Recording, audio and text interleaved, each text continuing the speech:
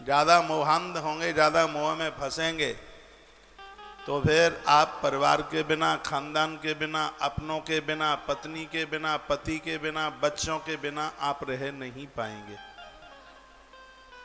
इसलिए ऐसा जीवन जीने की कोशिश कीजिए कि हमें कहीं दूर भी जाना पड़े तो हमें कोई असर ना पड़े, हमें कोई फर्क ना पड़े।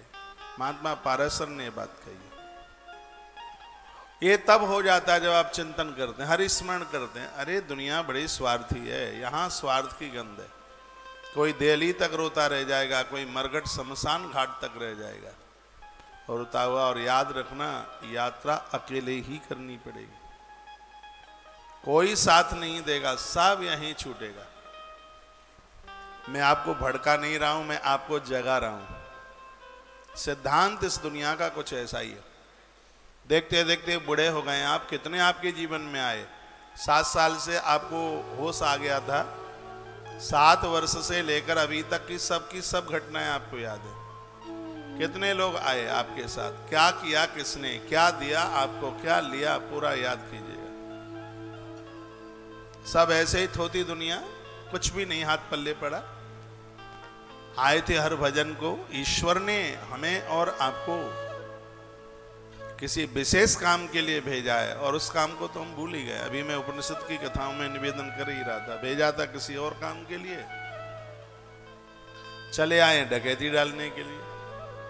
नौकरी तो मिली थी कि मैनेजर बनकर के बैंक को तरक्की देना, लेकिन श्रीमान जी थैले ही भर के ले आए वहां से, तो पकड़ करके ले गए फिर वो पुलिस के लोग, फिर हथकड़ियां डल गईं। और यही प्राय इस जीव के साथ में हो रहा है। इसलिए सावधान। वो समर्थ गुरु रामदास जी मंडप में बैठे हुए थे, शादी हो रही थी उनकी, जबरदस्ती से शादी हो रही थी। मना उन्होंने बहुत किया, लेकिन कुछ ऐसी चीजें होती हैं कि प्रारब्ध में जो लिखा है वो कटता नहीं है। तो जब उन्हें मंडप के नीचे बिठाया गया तो हर भांवर के ऊपर आचार्य सावधान करता था। पहली भांवर पड़ी, आचार्य ने कहा सावधान, तो ऐसे हिल गए समर्थ रामदास। फिर आचार्य ने कहा सावधान, जोर से बोले तो एकदम फिर हिल गए। फिर तीसरी बार कहा कि सावधान, फिर एकदम ऐसे हुए समर्थ गुरु रामदास। जब उन्होंने कहा चौथी बार सावधान, तो बगल में वो होने वाली पत्नी का भाई बैठा था उधर। तो समर्थ उसे पूछने लगे कि पंडित जी बार बार सावधान सावधान क्यों करते हैं? सावधान क्या, मैं सो गया हूं, मैं तो जग रहा हूं, ये बार बार मुझे सावधान क्यों कहते हैं?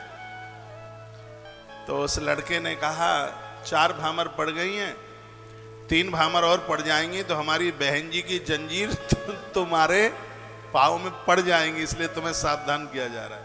अच्छा ऐसी बात है? तो मंडप के नीचे से परमहंस भागे, वो समर्थ भागे मंडप के नीचे से। पंडित जी ने कहा रुको रुको, 3 भामरें और पड़ जाएंगी तो यह स्त्री तुम्हारी हो जाएगी, पत्नी ये तुम्हारी हो जाएगी। तो समर्थ गुरु रामदास ने कहा 4 भामरें मैंने दुनिया के साथ डाली, बची हुई 3 भामरें तो मेरी भगवान के साथ में डलेंगी।